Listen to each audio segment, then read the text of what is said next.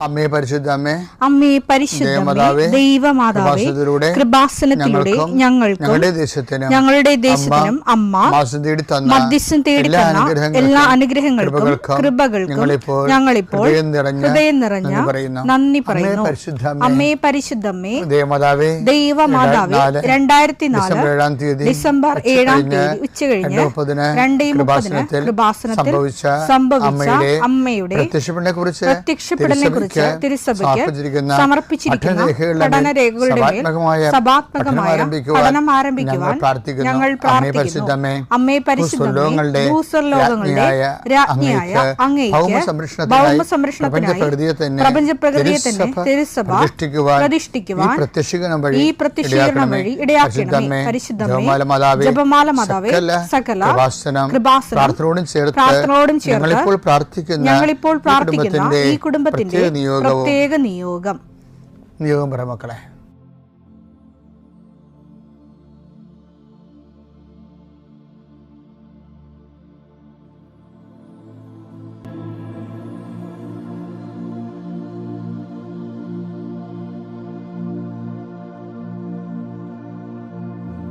അമ്മയുടെ പ്രത്യക്ഷീകരണത്തിന്റെ ഈ അനുഗ്രഹവേളയിൽ ഞങ്ങൾക്ക് സാധിച്ചു തരുവാൻ കനിയണമേ. ആമേൻ. വിശ്വാസ പ്രമാണം. സർവശക്തനായ പിതാവും ആകാശത്തിന്റെയും ഭൂമിയുടെയും സൃഷ്ടാവുമായ ദൈവത്തിൽ ഞാൻ വിശ്വസിക്കുന്നു. അവിടുത്തെ ഏകപുത്രനും ഞങ്ങളുടെ കർത്താവുമായ ഈശോമിശിഹായിലും ഞാൻ വിശ്വസിക്കുന്നു. ഈ പുത്രൻ പരിശുദ്ധാത്മാവിനാൽ ഗർഭസ്ഥനായി കന്യകാമറിയത്തിൽ നിന്ന് പിറന്ന് പൊന്തിയോസ് പീലാത്തോസിന്റെ കാലത്ത് പീഡകൾ സഹിച്ച് കുരിശിൽ തറയ്ക്കപ്പെട്ട് മരിച്ച് അടക്കപ്പെട്ട് പാതാളങ്ങളിൽ ഇറങ്ങി മരിച്ചവരുടെ ഇടയിൽ നിന്ന് 3-ാം നാൾ ഉയർത്ത് സ്വർഗത്തിലേക്ക് എഴുന്നള്ളി സർവശക്തിയുള്ള പിതാവായ ദൈവത്തിന്റെ വലതുഭാഗത്തിരിക്കുന്നു. അവിടെ നിന്ന് ജീവിക്കുന്നവരെയും മരിച്ചവരെയും വിധിക്കുവാൻ വരുമെന്നും ഞാൻ വിശ്വസിക്കുന്നു.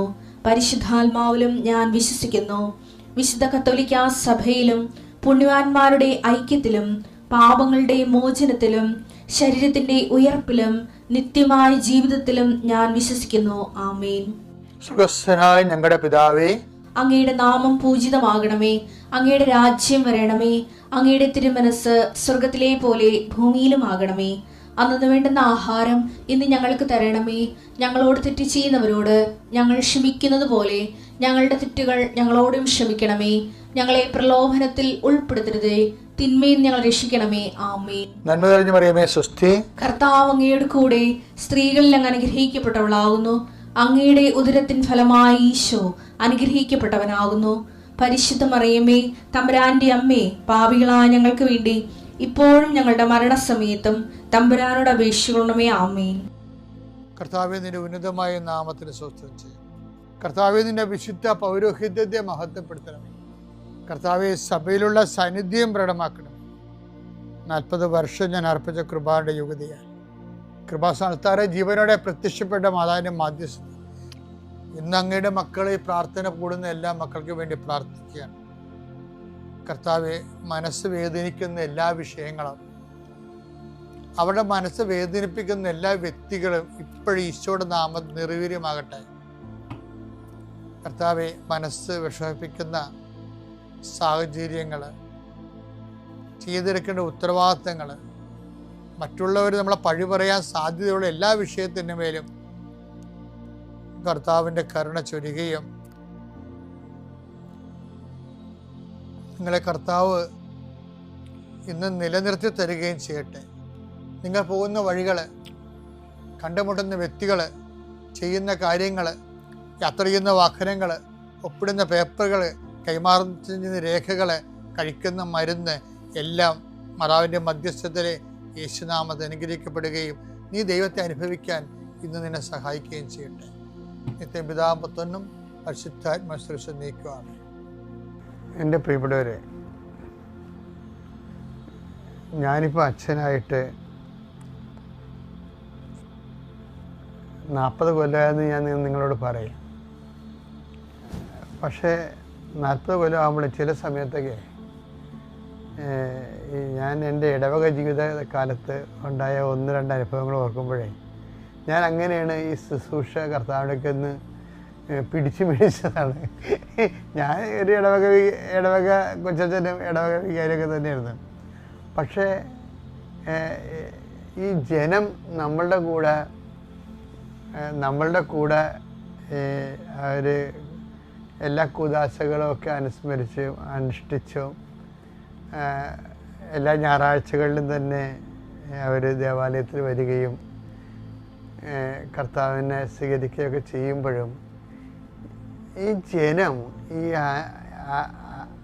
അനുഷ്ഠാനക്രമങ്ങളിൽ അഭിരമിക്കുന്ന ഒരു ആശ്വാസം കണ്ടെത്തുന്ന ഒരു ജനമായിട്ട് എനിക്ക് ചില സമയത്ത് തോന്നി. കാര്യം അവിടെ ഉള്ളിലോട്ട് ക്രിസ്തു എല്ലാവരും അല്ല, നല്ല മാന്യമര്യാദയ്ക്ക് കത്തോലിക്കാനായിട്ട് ജീവിച്ച് ലോകത്തേക്ക് കിടക്കുന്ന ഒത്തിരി മനുഷ്യരെ ഞാൻ കണ്ടിട്ടുണ്ട്.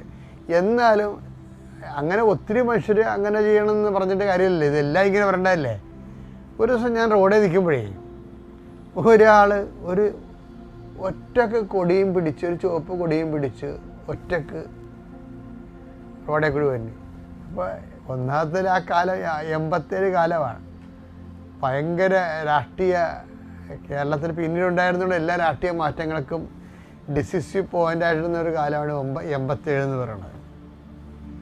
അപ്പോൾ ഇയാൾ ഒറ്റയ്ക്ക് കൊടിയും പിടിച്ച് വന്നപ്പോൾ ഇയാൾക്ക് പരിചയം ഉണ്ടായിരുന്നതുകൊണ്ട് ഞാൻ റോഡിൽ നിൽക്കുകയായിരുന്നു ആ സമയത്ത്, റോഡിൻ്റെ അരികിൽ. ഞാൻ ചേട്ടാ എവിടെ പോയി, എന്താ പരിപാടിയെന്ന് ചോദിച്ചു. അപ്പോൾ പറഞ്ഞ് ഞാനൊരു സ്ഥലത്ത് പോയതാണ് വെച്ചാൽ. അപ്പോൾ പുള്ളി മത്സ്യത്തൊഴിലാളിയാണ്. എൻ്റെ വള്ളത്തിനെ ആരാണ്ട് എറണംകെട്ട എന്നാണ് പറഞ്ഞത്. അവരുടെ കടപ്പുറത്തെ ഒരു ലാംഗ്വേജാണ് എറണംകെട്ട എന്ന് വെച്ച് കഴിഞ്ഞാൽ ശാപം പിടിച്ചവൻ്റെ. വള്ളത്തിൽ മുട്ടി എനിക്കിപ്പോൾ പണിയൊന്നും കിട്ടേണ്ടില്ല. അതുകൊണ്ട് ഞാൻ ഒരു സ്ഥലത്ത് പോയി ഒരു കൊടിയൊക്കെ വെഞ്ചരിപ്പിച്ചെടുത്തുകൊണ്ട് കൊടിയൊക്കെ വാങ്ങിച്ചെടുത്തുകൊണ്ട് വന്നിരിക്കുകയാണ്. അവിടെ എന്താ പരിപാടിയൊക്കെ ചെയ്ത് ആ കൊടി വെച്ച് കെട്ടുമ്പോൾ തന്നെ ഈ പ്രശ്നങ്ങളെല്ലാം പരിഹരിക്കപ്പെടുമെന്നുള്ളത് പുള്ളിയുടെ ഒരു വിശ്വാസമാണ്. വേറൊരു ഇടവക ഇരുന്നപ്പോൾ അത് എൻ്റെ ഒരു ഉറ്റ ബന്ധുവാണ്, അടുത്ത രക്തബന്ധമുള്ള ആളാണ്. അവിടെ വീട്ടിൽ ചെന്നപ്പോൾ അവർ പറയണ അവരുടെ വീട്ടിൽ കുറേ മരങ്ങളുണ്ട്. അപ്പം ആ മരങ്ങളെ വേറെ ഒരു വീട്ടുകാരുടെ വീട്ടിലെ ഒരു പ്രായം ചെന്ന അവരുടെ അയൽവാസികളുടെ വീട്ടിൽ പ്രായം ചെന്ന വല്യമ്മച്ചുണ്ട്. അപ്പോൾ പ്രായം ചെന്ന് വല്യമ്മച്ചി എവിടെയെങ്കിലും പോകുമ്പോൾ ഇവർക്ക് കൊണ്ടുവന്ന് ഓരോ മരങ്ങൾ കൊടുക്കും. അവ ഇപ്പോൾ 10-25 കൊല്ലമായിട്ട് നമുക്ക് ലോകബാങ്കിൽ നിന്നും അതുപോലെ തന്നെ ഇതുപോലെയുള്ള ഭൗമ ഉച്ചകോടിയിൽ നിന്നൊക്കെ ഫണ്ട് മുടക്കിയിട്ട് നമ്മുടെ നാട്ടിലൊക്കെ മരങ്ങൾ വെക്കുന്നുണ്ട്. അപ്പം അതുപോലെ പലയിടത്ത് ചെല്ലുമ്പോഴും വനംവകുപ്പ് മരം കൊടുക്കുന്നുണ്ട്. ഇപ്പോൾ കൊടുക്കുന്നുണ്ടോയെന്ന് അറിയത്തില്ല. അപ്പോൾ മരം കൊണ്ടുവന്ന് ചെടുത്തി കൊടുക്കും. ഇവിടെയൊക്കെ അവിടെ കുഴിച്ച് വെച്ച് അവിടെ കുഴിച്ച് വെക്കുക ഇവിടെ കുഴിച്ച് വെക്കുന്നതിന് മുത്തിയാമ്മ പറയും. പിന്നെ രസം വെച്ചാൽ ഇപ്പം 2 വീട്ടിൽ നിറച്ച കാട് പോലെ മരം. അപ്പോൾ എന്താ സംഭവിച്ചാൽ ഭൂലോക അന്ധവിശ്വാസിയാണ് ഈ മുത്തിയമ്മ. മുത്തിയമ്മയുടെ കണക്കനുസരിച്ച് അവരുടെ വീട്ടിൽ നിൽക്കുന്ന മരത്തിൻ്റെ ബദൽ മരം ഈ വീട്ടിലുണ്ടായാൽ മാത്രമേ അവർക്ക് ഐശ്വര്യം ഉണ്ടാകത്തുള്ളൂ. അതിനു വേണ്ടിയാണ് അവർ ഈ മരം ഇവർക്ക് ഫ്രീ ആയിട്ട് കൊടുക്കുന്നത്. ഇവർക്കതറിയത്തില്ലേ, ഇവർക്ക് വെപ്പിക്കണ മരം. ഇവർ മരം വെച്ച് കൊണ്ടുണ്ട്. അവർ പറയും ഇന്ന മരം വെക്കാന്നൊക്കെ പറയും. എന്നിട്ട് ഇവിടെ വല്ല മരവും ഇവർ കൊണ്ടുവന്ന് വെക്കുകയാണെങ്കിൽ അതിൻ്റെ ബദൽ മരം, അതിൻ്റെ ദോഷം അവർക്കൊക്കെ ആയിരിക്കാൻ വേണ്ടി അതിൻ്റെ ബദൽ മരം അവരെ കൊണ്ടുവന്ന് വെക്കും. അങ്ങനെ അങ്ങോട്ടും ഇങ്ങോട്ടും മരം വെച്ച് അപ്പോൾ ഈ മനുഷ്യന്മാരുടെ ഇരുട്ടും കയറി കാലും പിടിച്ച് കിടക്കുന്ന ഒരവസ്ഥ. ഇതൊരു തരം വിശ്വാസമാണ് ശരിക്കും പറഞ്ഞത്. ഇതൊരു തരം വിശ്വാസം. ഇത് ക്രിസ്തുവിൻ്റെ മനുഷ്യാവതാരത്തിന് മുമ്പ് ഇതുപോലെ പ്രാകൃതമായ കുറേ വിശ്വാസങ്ങളുണ്ടായിരുന്നു. പക്ഷേ ഇതിന് അന്ധവിശ്വാസം എന്ന് പറയുന്നത് നമ്മൾ അതായത് ഓരോരോ തരത്തിലുള്ള ഇതിൻ്റെ കുറച്ച് ആരോഗ്യശാസ്ത്രമുണ്ട് ഇതിൻ്റെ അകത്ത്. അത് വേറെ അതിൻ്റെ ലെവൽ ആ ആരോഗ്യശാസ്ത്രം തണലിൽ അന്ധവിശ്വാസം കാണിക്കുകയും ചെയ്യുന്നുണ്ട്. അതെന്തും ആയിക്കോട്ടെ. ഞാൻ പറഞ്ഞു വരുന്നതിൻ്റെ കാരണമേ നിങ്ങളുടെ പലതരം വിശ്വാസങ്ങൾ ഇപ്പോൾ വേറൊരു വീട്ടിൽ ചെന്നപ്പോൾ അത് പുതിയ താമസക്കാരാണ്. അവരെങ്ങും മലബാറിൽ നിന്ന് ഇവിടെ വന്ന് താമസിക്കുക. അവിടെ വീട്ടിൽ ചെന്നപ്പോൾ മരുമകൾ എന്നോട് പറയണേ എൻ്റെ അമ്മയുടെ പരിപാടി ഇടക്കും തലക്കൊക്കെ ഈ അലമാരി അങ്ങോട്ടും ഇങ്ങോട്ടും മാറ്റി വെക്കുന്നതാണ്. അപ്പം അമ്മയോട് ചോദിക്കും, ചില സമയത്ത് അലമാരി തെക്കോട്ട് വെക്കും, തെക്കോട്ടിടുന്ന അലമാരി പടിഞ്ഞോട്ടെടുത്ത് തിരിച്ചു വെക്കും. അപ്പോൾ അമ്മ എന്താ പറയണത്, ഇവിടെ കാശിരിക്കണില്ല കൊച്ചെന്നാണ് പറയണത്. അതിന് അലമാരി മാറ്റി നടക്കണതാണ് ഈ തള്ളയുടെ പരിപാടി. ഇവരുമൊക്കെ ഇങ്ങനെ പള്ളി വന്ന് കുമ്പിട്ട് കിടന്ന് തലകുത്തി മറിഞ്ഞ് കുമ്പസാരിക്കുകയും കുർബാനസയൊക്കെ ചെയ്യുന്നുണ്ട്. പക്ഷെ ഉള്ളി മുഴുവനും ഇതുപോലെയുള്ള പ്രാക്കപ്പെട്ട ക്രിസ്തുവിന് ഒരു വിലയുമില്ലാത്ത അന്ധവിശ്വാസങ്ങളാണ്. അത് പകുതി മുക്കാലും ആണുങ്ങളിലും ഉണ്ട്, തലമൂത്ത ചേട്ടത്തിമാരുടെ കയ്യിൽ കൂടുതലുണ്ട് ഈ വിഷയം. ഇപ്പോൾ നമ്മുടെ കുഞ്ഞുങ്ങളൊക്കെ നമ്മൾ പഠിപ്പിച്ചപ്പോൾ കുറച്ചൊന്ന് കുടുംബത്തിലൊരു വെളിച്ചം കയറിയിട്ടുണ്ട്. പക്ഷേ അവൾമാരൊക്കെ ചിലതിങ്ങനെ സുവിശേഷ കാര്യത്തിലും വിശ്വാസം കമ്മിയാണ്. അത് വേറൊരു അപകടമാണ്. ഞാൻ ഇതൊക്കെ പറഞ്ഞതിൻ്റെ കാരണത്തിനെയാണ് ഈ ക്രിസ്തുവിൻ്റെ മുഴുവനും ഇപ്പം ഈശോൻ്റെ വാക്കുകളെല്ലാം ഇതുപോലെയുള്ള അന്ധവിശ്വാസങ്ങളൊക്കെ കടക്കൽ കത്തിവെച്ചിട്ട് മനുഷ്യനെ ഡെലിവറി ചെയ്യുന്ന വാക്കുകളാണ്. പക്ഷെ എന്താ പറയണത്, ദൈവം സമസ്തവും അവൻ്റെ പാദത്തിൻ്റെ കീഴിലാക്കിയിരിക്കുന്നത്. ആ ഒരു ബോധം നമുക്കുണ്ടാകും. ക്രിസ്തുവിനെ നീ സ്വീകരിച്ചു കഴിഞ്ഞാൽ നീ എല്ലാ വിധത്തിലുള്ള ഓമൻസും ശകുനങ്ങളും എല്ലാത്തിനും നീ കീഴടക്കുകയാണ്. ഒന്ന് കുറച്ച് 15-20 എടുത്തേ. ദൈവം സമസ്തവും അധീനമാക്കി തന്റെ പാദത്തിൻ കീഴാക്കിയിരിക്കുന്നു. അപ്പൊ സമസ്തവുമാണ്. അതുകൊണ്ടാണ് പരിച്ഛേദന അപരിച്ഛേദനൊന്നുമല്ല, ക്രിസ്തുവിലായിരിക്കുന്നവൻ പുതിയ സൃഷ്ടിയായിരിക്കണം എന്ന് പറഞ്ഞത്. അപ്പം ക്രിസ്തുവിൻ്റെ പേരിൽ ഒരു ബന്ധം ചെയ്തിട്ട് നടക്കുകയും ചെയ്യും. പഴയ സൃഷ്ടിയേക്കാൾ പ്രൗഢന്മാരായിട്ട് ജീവിക്കുകയും ചെയ്യുന്ന അവസ്ഥയാണ് കുടുംബങ്ങളിലുള്ളത്.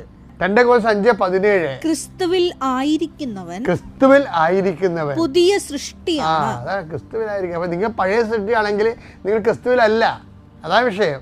നിങ്ങൾ പഴയ ആചാരങ്ങളും അനുഷ്ഠാനങ്ങളും അന്ധവിശ്വാസങ്ങളും മരങ്ങളും നിങ്ങൾ കാലങ്ങളും ഋതുക്കളും ആചരിക്കുന്ന പോലും സുവിശേഷത നിങ്ങൾ വ്യർത്ഥമാക്കിയില്ലെന്ന് ചോദിക്കുന്നത്. ഗലാത്യർ 4:10 നിങ്ങൾ ദിവസങ്ങളും മാസങ്ങളും ഋതുക്കളും വർഷങ്ങളും ആചരിക്കുന്ന പോലും നിങ്ങളുടെ ഇടയിൽ ഞാൻ അധ്വാനിച്ചത് വൃഥാവിലായോ എന്ന് സുവിശേഷത്തെ വൃഥാവിലാക്കിക്കൊണ്ട് ഇപ്പൊ കല്യാണം ഇറങ്ങാനുള്ള സമയമാണ്. നമുക്ക് ക്രിസ്ത്യൻസിന് വല്ല സമയമുണ്ടാ? പ്രാർത്ഥന തീരുന്ന സമയത്ത് നമ്മൾ ഇറങ്ങും. അപ്പം കുറേ ദുർക്കിളവന്മാർ അവിടെ നിന്നിട്ട് പെയ്തും പെരക്കും തോന്നിയ വശമൊക്കെ പറയും. എന്ന് വെച്ച് കഴിഞ്ഞാൽ ക്രിസ്തു എന്താണെന്ന് അറിയത്തില്ല. ക്രിസ്തുവിനെ സ്വീകരിക്കുമ്പോൾ ഉണ്ടാകുന്ന ജീവിതത്തിലുണ്ടാകുന്ന സുവിശേഷവിധമായ പുനഃക്രമീകരണം എന്താണെന്ന് അറിയത്തില്ല. ഇവർക്കുമാർക്ക് ക്രിസ്തുവിന് വിശ്വാസമില്ല. എന്നിട്ട് വേഷം കണ്ടി ക്രിസ്ത്യാനിയാണെന്ന് പറഞ്ഞ് നടക്കുകയും ചെയ്യും. എൻ്റെ ദൈവവേദനയെ നിനക്ക് ക്രിസ്തുവിനെക്കുറിച്ച് ക്രിസ്തുവിൻ്റെ കൂടെ ലോകത്തെ ജയിക്കണമെന്നുണ്ടെങ്കിൽ ഇതുപോലെ അലബലാതി വിശ്വാസങ്ങളെല്ലാം നീ വൈപ്പ് ഔട്ട് ചെയ്ത് കളയണം. അപ്പം പടിപടിയായിട്ട് ക്രിസ്തുവിൽ വളരുകയും നമ്മൾ ജീവിതത്തെയും ലോകത്തെയും ജയിക്കുകയും ചെയ്യും. പരിശുദ്ധമായ ഈ അൾത്താരയിൽ നിന്ന് സാക്ഷ്യം പറയാൻ എന്നെയും കുടുംബത്തെയും അനുവദിച്ച അമ്മ മാതാവിനും ഈശോയ്ക്കും 1000 നന്ദി പറയുന്നു. എൻ്റെ പേര് ബ്രിജിറ്റ്. ഇതെൻ്റെ ഭർത്താവ് വിജേഷ്, എൻ്റെ മകൾ സാൻഷ്യ. ഞങ്ങൾ ചെല്ലാനത്ത് നിന്നുമാണ് വരുന്നത്. ഞാൻ എൻ്റെ ഉടമ്പടി ജീവിതം ആരംഭിക്കുന്നത് 2023 ഒക്ടോബർ 18-നാണ്. ഉടമ്പടിയിലേക്ക് വരുന്നതിനുണ്ടായ സാഹചര്യം, എൻ്റെ ഭർത്താവ് വള്ളത്തിൽ വീണിട്ട് വലത് കാലിൻ്റെ മുട്ടിന് ലിഗമെൻ്റ് ഇഞ്ചുറി ഉണ്ടായിരുന്നു. ഞങ്ങൾ 2-3 ഡോക്ടേഴ്സിനെ കണ്ടു. പക്ഷേ സർജറി അല്ലാതെ മറ്റൊരു ഓപ്ഷൻ ഡോക്ടേഴ്സ് പറഞ്ഞില്ല. പിന്നീട് ഞാൻ ഭർത്താവിനോട് പറഞ്ഞു, ഉടമ്പടി എടുത്തതിന് ശേഷം ഇനി നമുക്ക് സർജറി ആണേലും എന്താണേലും വേറൊരു ഡോക്ടറിനെ കൂടി കണ്ടതിന് ശേഷം തീരുമാനിക്കാമെന്ന് പറഞ്ഞു. അങ്ങനെ ഇവിടെ വന്ന് ഉടമ്പടി എടുത്ത് പോയതിന് ശേഷം ഞങ്ങൾ ഡോക്ടറിനെ കണ്ടു. പക്ഷേ ഡോക്ടർ പറഞ്ഞത് മുട്ടിൻ്റെ ചിരട്ടയ്ക്ക് തെന്നലുള്ളത് കൊണ്ടിട്ട് പൊട്ടലുണ്ട്. അപ്പോൾ അതുകൊണ്ടിട്ട് സർജറി ചെയ്തെന്നാൽ അത് ശരിയാവില്ല. എന്തായാലും 3 മാസം മരുന്ന് കഴിച്ചതിന് ശേഷം നമുക്ക് അടുത്ത നടപടി എന്താണേലും ചെയ്യാം എന്ന് പറഞ്ഞിട്ട് റെസ്റ്റ് എടുത്താൽ മതിയെന്ന് പറഞ്ഞാണ് വിട്ടത്. അതിനുശേഷം ഞങ്ങൾ 2 ആഴ്ച കൂടുമ്പോഴേക്ക് ഡോക്ടറിനെ ചെന്ന് കണ്ടു. പക്ഷേ 3 മാസം എന്ന് പറഞ്ഞെങ്കിലും ഞാൻ അപ്പോഴും ഉടമ്പടി തൈലം കാലിൽ തൊട്ട് കുരിശ് വരച്ച് പ്രാർത്ഥിക്കുമായിരുന്നു. സർജറി കൂടാതെ തന്നെ സുഖപ്പെടുത്തണമെന്ന് തന്നെയാണ് ഞാൻ ഈശോയോടും അമ്മയോടും പറഞ്ഞുകൊണ്ടിരുന്നത്. 3 മാസം ഡോക്ടർ പറഞ്ഞെങ്കിലും 1.5 മാസം ആയപ്പോഴേക്കും അതിനുള്ളിൽ തന്നെ ആൾ നടക്കാൻ തുടങ്ങി. കാരണം നടക്കുമ്പോഴേക്കും ഒട്ടും നടക്കാൻ പറ്റുന്നുണ്ടായിരുന്നില്ല. ഒരടി വെക്കുമ്പോൾ തന്നെ മുട്ടിൻ്റെ ചിരട്ട തെന്നി ഒരു തരത്തിൽ നടക്കാൻ പറ്റാത്ത അവസ്ഥയിലായിരുന്നു. പക്ഷേ പണിക്ക് പോകേണ്ട ആളാണ്. കുടുംബത്തിലെ സാമ്പത്തികമായിട്ടുള്ള ബുദ്ധിമുട്ടുകൾ അങ്ങനെയെല്ലാം വന്നപ്പോഴേക്കും എനിക്ക് പരമാവധി പിടിച്ചു നിൽക്കാൻ പറ്റി. പക്ഷേ ഒരു പരിധി കഴിഞ്ഞപ്പോഴേക്കും സാമ്പത്തികമായിട്ട് ബുദ്ധിമുട്ട് വന്നപ്പോഴേക്കും ഞാൻ ഇവിടെ വന്ന് അമ്മയോട് പറഞ്ഞു, ഡിസംബർ 7-ാം തീയതിക്കുള്ളിൽ അമ്മ എനിക്കിതിനൊരു പരിഹാരം കണ്ടുതരണം, കാരണം മുന്നോട്ട് ഇനി എങ്ങനെയാണ് പോകേണ്ടതെന്ന് എനിക്കറിയില്ല എന്ന് പറഞ്ഞു. അങ്ങനെ ഞങ്ങൾ നടക്കാൻ പറ്റുന്നുണ്ടെങ്കിലും പണിക്ക് പോകുന്ന കാര്യത്തെക്കുറിച്ച് ഡോക്ടറൊന്നും പറഞ്ഞിട്ടില്ല. അങ്ങനെ ഞങ്ങൾ ഡിസംബർ 6-ാം തീയതി ഞങ്ങൾ മരുന്നിന് പോയി. അപ്പോൾ ഡോക്ടർ വീട്ടിലത്തെ സാഹചര്യം കൊണ്ടിട്ട് ഹസ്ബൻഡ് എന്നോട് പറഞ്ഞു, ഞാൻ ഡോക്ടറിനോട് ജോലിക്ക് പോകുന്ന കാര്യം ചോദിക്കാമെന്ന് പറഞ്ഞെങ്കിലും ഞാൻ അവന് വേണ്ടാന്ന് പറഞ്ഞു. പക്ഷേ ഡോക്ടറിനെ ചെന്ന് കണ്ടപ്പോഴേക്ക് ഡോക്ടർ ഞങ്ങളോട് ഇങ്ങോട്ട് പറഞ്ഞത്, പണിക്ക് പോയി തുടങ്ങിക്കോ, കുഴപ്പമില്ല, ശ്രദ്ധിച്ചാൽ മാത്രം മതിയെന്ന് പറഞ്ഞു. അങ്ങനെ ഞങ്ങൾ ഡിസംബർ 7-ാം തീയതി ഇവിടെ വന്ന അമ്മ മാതാവിൻ്റെ അടുത്ത് ഒത്തിരി നന്ദി പറഞ്ഞതിന് ശേഷം അന്ന് വൈകുന്നേരം മുതലാണ് ചേട്ടൻ ജോലിക്ക് പോയി തുടങ്ങിയത്. ഇത് 2023 ഡിസംബറിലാണ് ഇത് നടക്കുന്നത്. പക്ഷേ എനിക്ക് അന്ന് എൻ്റെ ഒരു ആഗ്രഹം എന്ന് പറഞ്ഞാൽ ഒരു MRI സ്കാൻ കൂടി എടുത്തതിന് ശേഷം വന്ന് സാക്ഷ്യം പറയണമെന്നുള്ളതായിരുന്നു. അങ്ങനെ ഞങ്ങൾ ഫെബ്രുവരിയിലാണ് പിന്നെ സ്കാൻ ചെയ്തത്. സ്കാൻ ചെയ്ത് റിപ്പോർട്ട് കിട്ടിയതിന് ശേഷം ഞാൻ പ്രാർത്ഥിച്ചു. കാരണം എൻ്റെ മനസ്സിൽ സുഖപ്പെട്ടു എന്ന് തന്നെയാണ് ഞാൻ വിശ്വസിക്കുന്നത്. അതുകൊണ്ട് തന്നെ എനിക്ക് സാക്ഷ്യം പറയാൻ സാധിക്കുമെന്നുള്ള ആ ഒരു ഉറപ്പോടു കൂടിയാണ് ഞാൻ തിരികെത്തിച്ച് പ്രാർത്ഥിച്ച് ഞാൻ വചനമെടുത്തു. ബൈബിളിൽ വചനമെടുത്തപ്പോഴേക്കും എനിക്ക് കിട്ടിയത് പുറപ്പാട് 33:17 നീ ആവശ്യപ്പെട്ട ഈ കാര്യവും നിനക്ക് ഞാൻ ചെയ്തു തരും, എൻ്റെ നാൾ നീ എൻ്റെ പ്രീതി നേടിയിരിക്കുന്നു, എനിക്ക് നിന്നെ നന്നായി അറിയാം. ശരിക്കും ആ വചനം കിട്ടിയപ്പോഴേക്കും ഞാൻ ഒരുപാട് ആശ്വസിച്ചു. പക്ഷേ റിപ്പോർട്ട് തുറന്നു നോക്കിയപ്പോഴേക്കും ഞാൻ സങ്കടപ്പെടുകയാണ് ചെയ്തത്. കാരണം റിപ്പോർട്ടിൽ വ്യത്യാസമൊന്നും കണ്ടില്ല. എനിക്കത് സഹിക്കാവുന്നതിനപ്പുറമായിരുന്നു. ഞാൻ പിറ്റേ ദിവസം തന്നെ രാവിലെ ഇവിടെ വന്ന് 10 മണിക്ക് ഞാൻ ഇവിടെ വന്നതിന് ശേഷം 3:30 വരേക്കും ഞാൻ ഇവിടെ ഈ അൾത്താരയിൽ ഇവിടെ ഈ ഫ്രണ്ടിൽ തന്നെ ഇരുന്ന് ഒത്തിരി കരഞ്ഞ് ഞാൻ അമ്മയോട് പ്രാർത്ഥിച്ചു. ഞാൻ പറഞ്ഞതല്ലേ, പക്ഷേ എന്തുകൊണ്ടാണ് അമ്മ ഇങ്ങനത്തെ ഒരു റിപ്പോർട്ട്, വചനം ഇങ്ങനെ, പക്ഷേ റിപ്പോർട്ട് ഇങ്ങനെ, എന്താണ് എനിക്ക് മുന്നോട്ട് ഇനി എന്താ ചെയ്യേണ്ടതെന്ന് നിശ്ചയമില്ല എന്നുള്ള ഒരു രീതിയിൽ ഞാൻ ഒത്തിരി കരഞ്ഞ് പ്രാർത്ഥിച്ചു.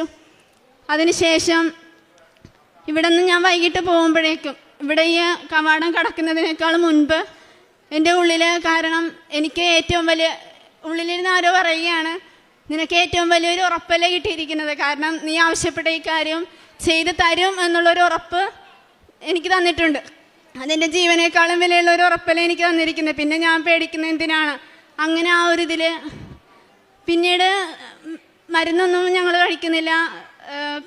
പണിക്ക് പോകുന്നുണ്ട്. ഞാൻ എപ്പോഴും ഈശോയോട് എപ്പോഴും പ്രാർത്ഥിക്കുന്നത്, എനിക്ക് സാക്ഷ്യം പെട്ടെന്ന് പറയണമെന്നോ അല്ലെങ്കിൽ പെട്ടെന്ന് തന്നെ സുഖപ്പെടുത്തി തരണമെന്നോ ഒന്നും ഞാൻ പറയുന്നില്ല. പക്ഷേ ഒരിക്കൽ പോലും സൂചി കൊണ്ട് പോലും ആ കാലുകളിൽ ഒരു തുള്ളി പോലും ഒരിതും വരാനായിട്ട് അനുവദിക്കാതെ ഈശോ എപ്പോഴും സംരക്ഷിക്കണം. എനിക്ക് വേറെ ഒന്നും വേണ്ട.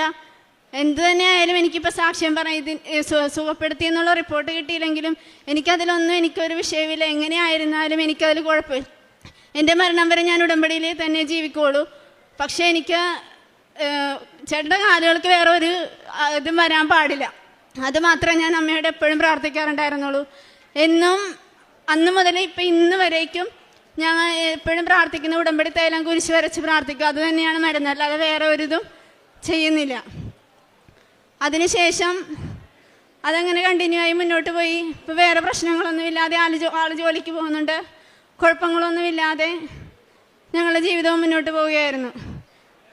കാലിന് ഇങ്ങനെ ഒരു സൗഖ്യം നൽകിയ അമ്മയ്ക്കും ഈശോയ്ക്കും 1000 നന്ദി പറയുന്നു. ഇനി ഇതിൻ്റെ രണ്ടാമത്തെ സാക്ഷ്യം എന്ന് പറയുന്നത്, കഴിഞ്ഞ മാർച്ച് 2 ചേട്ടൻ ഐസ് എടുക്കാൻ വേണ്ടിയിട്ട് ഐസ് പ്ലാന്റിൽ ജോലിക്ക് പോകുന്നതിന് വേണ്ടി ഐസ് എടുക്കാൻ പോയതാണ്. ഐസ് പൊടിക്കുന്ന മെഷീൻ്റെ ഉള്ളിൽ ഐസ് പൊടിച്ച് പൊടിച്ച് കഴിഞ്ഞതിന് ശേഷം പൊടി ഐസ് ഇങ്ങോട്ട് എടുക്കുന്ന സമയത്ത് വേറെ പൊടി ഐസ് ഇട്ടിട്ട് മെഷീൻ ഈ ചേട്ടൻ ഐസ് എടുക്കുന്നത് ആ ഐസ് പ്ലാന്റിലത്തെ കൊച്ച് കണ്ടില്ല. അവൻ മെഷീൻ ഓൺ ചെയ്തു. കൈ അതിൻ്റെ ഉള്ളിലായിരുന്നു. ശരിക്കും ഐസ് പ്ലാന്റ് ആ മെഷീൻ്റെ ഉള്ളിൽ പോയെന്നാൽ കൈ കിട്ടുക എന്ന് പറയുന്നതിന് എന്തായാലും ഒരു വിരലിനെങ്കിലും എന്തെങ്കിലുമൊക്കെ സംഭവിക്കും. ആ രീതിയിൽ കിട്ടുകയുള്ളൂ.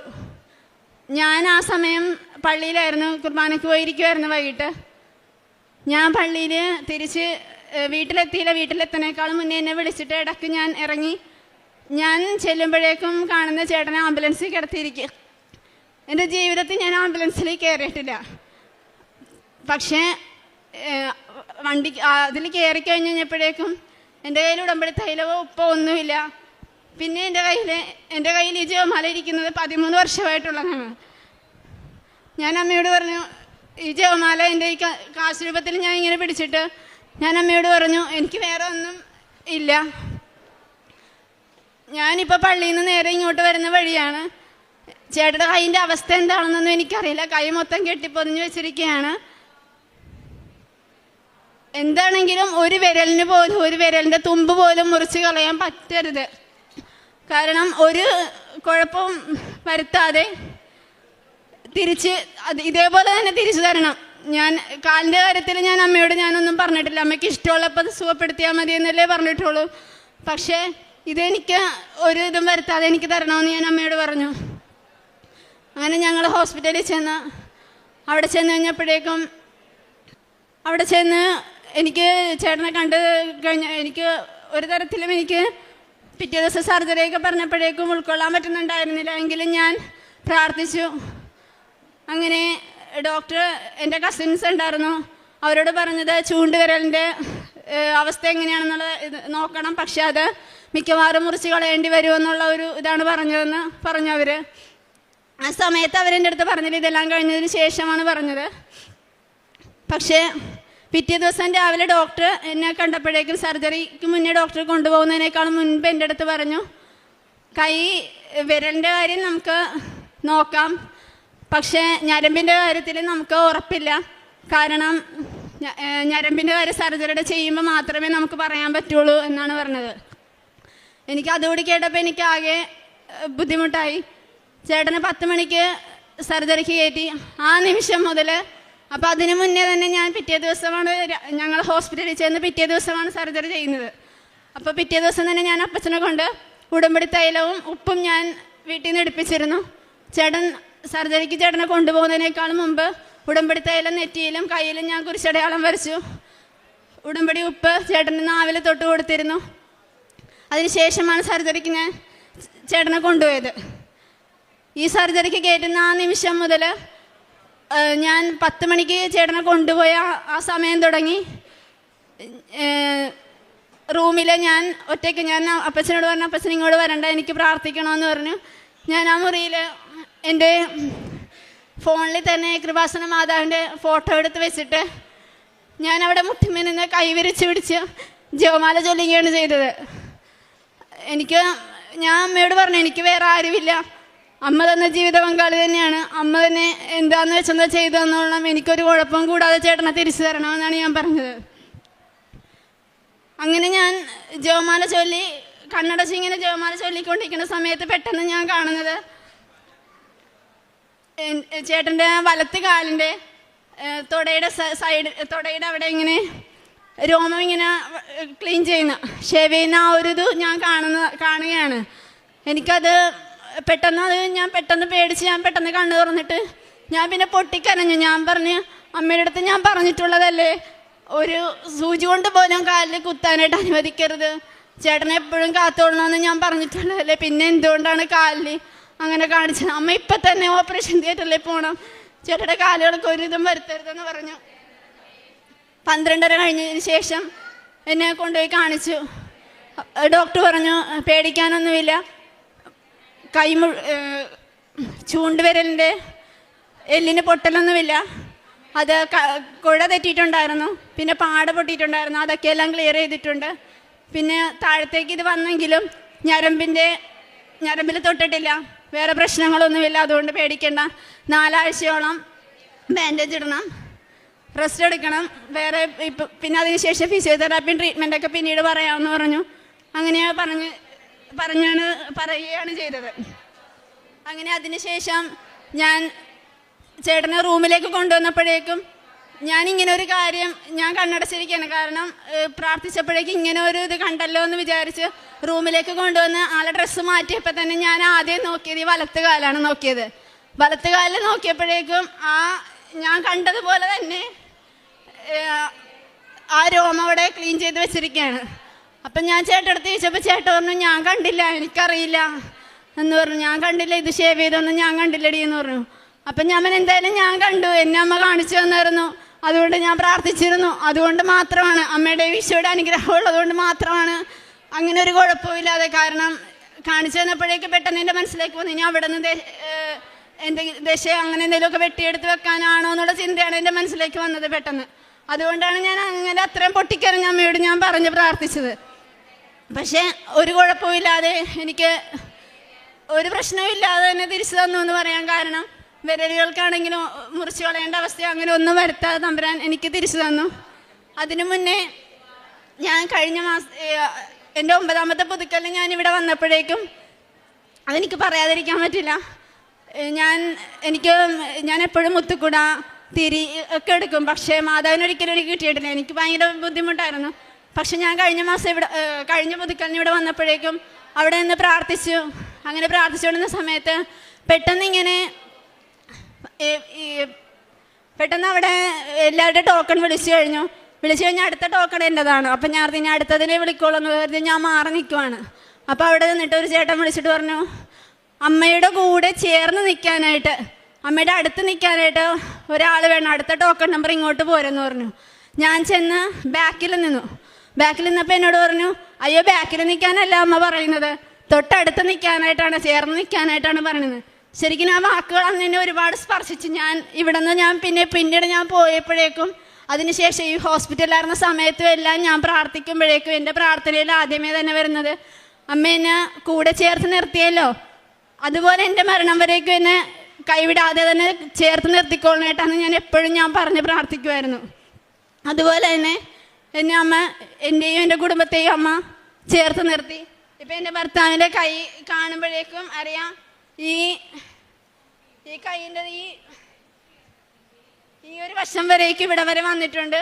പക്ഷെ എന്നാൽ പോലും അത് ഞരമ്പിനെ തൊട്ടില്ല എന്ന് പറഞ്ഞാൽ അത് അമ്മയുടെ ഈശോയുടെ അനുഗ്രഹം അല്ലാതെ മറ്റൊന്നുമല്ല. കാരണം അമ്മ ഈശോയെ അനുഗ്രഹിച്ചതുകൊണ്ട് മാത്രമാണ് ഇന്ന് ഇവിടെ ഈ ആൾക്കാരിൽ വന്ന് സാക്ഷ്യം പറയാനായിട്ട് അമ്മ എനിക്ക് അനുവദിച്ചതിന് അമ്മയ്ക്കും ഈശോയ്ക്കും കോടാനുകോടി നന്ദി പറയുന്നു. പിന്നെ കാരുണ്യ പ്രവൃത്തികളായിട്ട് ഞാൻ ആഴ്ചയിൽ പൊതിച്ചോറുകൾ ഇങ്ങനെ കൊടുക്കാറുണ്ട്. ചിലപ്പോൾ 3-4 എന്നെക്കൊണ്ട് പറ്റാവുന്ന പോലെ. പിന്നെ സാമ്പത്തികമായിട്ട് സഹായിക്കാൻ എനിക്ക് പറ്റാവുന്ന പോലെ ഞാൻ അത് ജാതി അങ്ങനെയൊന്നും നോക്കില്ല, പക്ഷേ അങ്ങനെ എനിക്ക് കൊടുക്കാൻ പറ്റുന്ന സഹായം ചെയ്യും. പിന്നെ മാസത്തിലൊരു തവണ എൻ്റെ ഒരു കൂട്ടുകാരിയുണ്ട്, അവൾ ഉടമ്പടിയിലാണ്. ഞങ്ങൾ 2 പേരും ചേർന്ന് എരമല്ലൂർ ദിവ്യകാരുണ്യാശ്രമമുണ്ട്, അവിടെ 35ഓളം അമ്മമാരുണ്ട്. അവർക്ക് ഞങ്ങൾ തന്നെ ഭക്ഷണം ഉണ്ടാക്കി കൊണ്ടുപോയി കൊടുക്കും. ചില സമയത്ത് ഞങ്ങൾ പോകും, ചില സമയത്ത് ഞങ്ങൾ ഫാമിലിയായിട്ട് പോകും. എല്ലാവരും കൂടി പോയി ഒരു ദിവസം ആ അമ്മമാർക്ക് വേണ്ടി അവരുടെ കൂടെ ഇരുന്ന് ഭക്ഷണം കഴിച്ച് അവർക്ക് വേണ്ടി ആ ഒരു ദിവസം ചിലവഴിച്ച് ഞങ്ങൾ തിരിച്ചു പോരും. അങ്ങനെയാണ് കാരുണ്യ പ്രവൃത്തികൾ മുന്നോട്ട് പോകുന്നത്. ആത്മീയ ജീവിതം കുമ്പസാരം 2 ആഴ്ച, ചില സമയങ്ങളിൽ മാത്രം എനിക്ക് 3 ആഴ്ചയായി പോയിട്ടുണ്ട്. കുർബാന എനിക്ക് എന്നെക്കൊണ്ട് പറ്റാവുന്ന പോലെ എല്ലാ ദിവസവും തന്നെ സംബന്ധിക്കും. ഞായറാഴ്ച കുർബാന മുടക്കാറില്ല. കുടുംബ പ്രാർത്ഥനയിൽ പങ്കാളിത്തമുണ്ട്, വചനവായന ഉണ്ട്. ഇത്രയും അനുഗ്രഹങ്ങളെല്ലാം തന്ന ദൈവത്തിന് നന്ദി. പിന്നെ പ്രേക്ഷിത പ്രവർത്തനം പത്രം എല്ലാ മാസവും വാങ്ങിച്ചിട്ട് ഞാനും എൻ്റെ മക്കളും കൂടിയാണ് എല്ലാ വീട് വഴികളിലും കയറി ഇറങ്ങി ഞങ്ങൾ കൊണ്ടുപോയി കൊടുക്കുന്നത്. ഉടമ്പടി ഉപ്പ് ഇട്ട് വിശ്വാസ പ്രമാണം ചൊല്ലി കുരിശടയാളം വരച്ചാണ് ഓരോ പത്രവും കൊണ്ടുപോയി ഞങ്ങൾ കൊടുക്കുന്നത്. ഈശോയ്ക്കും അമ്മയ്ക്കും 1000 നന്ദി. ഇനിയും മുന്നോട്ട് ഉടമ്പടിയിൽ തന്നെ ആയിരിക്കും എൻ്റെ മരണം വരേക്കും. അത് ഞാൻ അമ്മയോട് നേരത്തെ പറഞ്ഞിട്ടുള്ള കാര്യമാണ്. എൻ്റെ മരണം വരേക്കും ഉടമ്പടിയിൽ തന്നെ മുന്നോട്ട് പോവുകയുള്ളൂ. എന്നാൽ ഇപ്പോൾ ധൈര്യമായിരിക്കണമെന്നും നിങ്ങളോട് ഞാൻ ഉപദേശിക്കുന്നു, കപ്പൽ തകർന്നു പോകുന്നതല്ലാതെ നിങ്ങൾക്കാർക്കും ജീവഹാനി സംഭവിക്കുകയില്ല.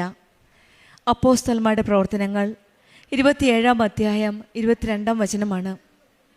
നമ്മുടെ ജീവിതത്തിൽ ഭൗതികമായും ശാരീരികമായും പലപ്പോഴും പല നഷ്ടങ്ങളുണ്ടായാലും അത് നമ്മുടെ നാശമല്ല.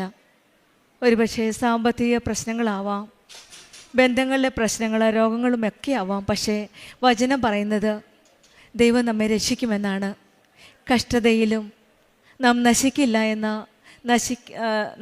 എന്ന ഒരു വചനത്തിലുള്ള ഒരു ഉറപ്പാണ് നമുക്ക് തരുന്നത്. പരിശുദ്ധ അമ്മ കൃപാസന അമ്മയുടെ മധ്യസ്ഥതയിൽ ഉടമ്പടിയിലൂടെ നമുക്ക് ലഭിക്കുന്നത് ഒരു സംരക്ഷണവും പ്രത്യാശയുമാണ്. ബ്രിജിറ്റ് പത്രോസ് എന്ന മകളുടെ സാക്ഷ്യത്തിൽ തകർന്ന കപ്പൽ പോലെ ആ നിമിഷങ്ങളിൽ കടന്നുപോയ ഒരു ദൈവാനുഭവ സാക്ഷ്യമാണ്. കാരണം ഈ മകള് ഉടമ്പടിയിലാണ്. ആദ്യമായിട്ട് കൃപാസനത്തിൽ വരുന്നത് ഹസ്ബൻഡിന് വേണ്ടി പ്രാർത്ഥിക്കാനായിട്ടായിരുന്നു. വള്ളത്തിൽ നിന്ന് വീണ് കാലിൻ്റെ മുട്ടിലൊരു ലെഗമെൻസിൻ്റെ പ്രശ്നമുണ്ടായിരുന്നു. അത് സർജറി ചെയ്യണമെന്നാണ് ഡോക്ടർ പറഞ്ഞിരുന്നത്.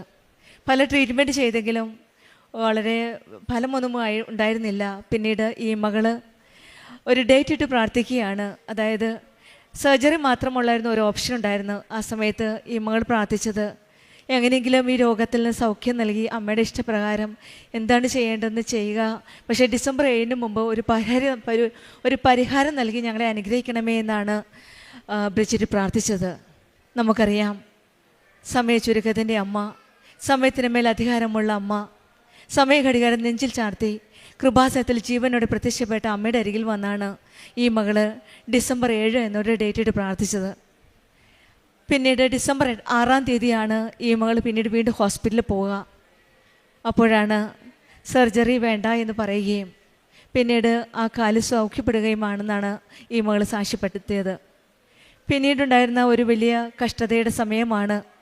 പക്ഷെങ്കിൽ ഈ ദുഃഖങ്ങളുടെ സമയങ്ങളിലും കഷ്ടങ്ങളുടെ സമയങ്ങളിലുമെല്ലാം അമ്മയോട് ചേർന്ന് നിൽക്കാനുള്ള ഒരു അനുഗ്രഹത്തിന്, ഒരു കൃപയ്ക്ക് വേണ്ടിയിട്ടാണ് ബ്രിജിറ്റ് പ്രാർത്ഥിച്ചുകൊണ്ടിരുന്നത്. ഒരു ആക്സിഡൻറ്റിൽ ഉണ്ടായിരുന്ന ഒരു മെഷീനിൽ വെച്ച് കയ്യിൽ മുറിവുണ്ടാവുകയും ആ മുറിവ് സാധാരണ രീതിയിൽ ഒരു ചെറിയ മുറിവ് ആകാൻ സാധ്യത കുറവാണ്. കാരണം ഒരു മെഷീനിലാണ്. അതെന്തും പ്രതീക്ഷിക്കാവുന്ന ഒരു ആക്സിഡൻ്റ് ആയിരുന്നു. പക്ഷെങ്കിൽ ഇവിടെ ഈ മകള് ഉടമ്പടിയിലായിരുന്നു.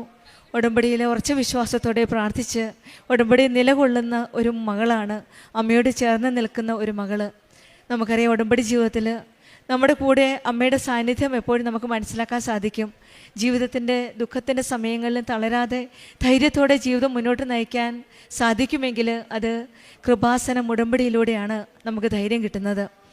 ഈ മകള് ആ നിമിഷങ്ങളിലൊക്കെ അമ്മയ്ക്ക് ഇഷ്ടമുള്ളതുപോലെ സുഖപ്പെടുത്തുക എന്ന് പ്രാർത്ഥിച്ച് ഉടമ്പടിയിൽ ആയിരുന്ന ഈ മകള് ഉടമ്പടി വസ്തുക്കളായ, നേർച്ച വസ്തുക്കളായ ഉടമ്പടി തൈലമാണ് ആദ്യം ഭർത്താവിൻ്റെ വലതുകാലിലുണ്ടായിരുന്ന ലെഗമെൻ്റെ സമയത്ത് ഉപയോഗിച്ചതും പിന്നീട് ആക്സിഡൻ്റ് സമയത്തും ഉടമ്പടി വസ്തുക്കളായ, നേർച്ച വസ്തുക്കളായ കാശുരൂപവും ഉടമ്പടി തൈലവും ഉപ്പുമൊക്കെ ഉപയോഗിച്ച് വിശ്വാസ പ്രമാണം ചൊല്ലി പ്രാർത്ഥിച്ചതിൻ്റെ ഫലമായിട്ടാണ് ഈ മകന് ഒരു പ്രതീക്ഷയുമില്ലാന്ന ഒന്ന് വിചാരിച്ച കാര്യമായിരുന്നു. പക്ഷെങ്കിൽ അവിടെ ട്രീറ്റ്മെൻറ്റിൽ കൂടെ പെട്ടെന്ന് സൗഖ്യമാകാൻ സാധിച്ചു എന്നാണ് ഈ മകൾ സാക്ഷ്യപ്പെടുത്തുന്നത്. പക്ഷെങ്കിൽ ഇവിടെ കൂടുതൽ പ്രാധാന്യം നൽകുന്നത് ഈ വിഷമഘട്ടങ്ങളിലെല്ലാം ധൈര്യത്തോടെ മുന്നോട്ട് പോകുവാനായിട്ട് ബ്രിജിറ്റിന് സാധിച്ചു എന്നാണ്.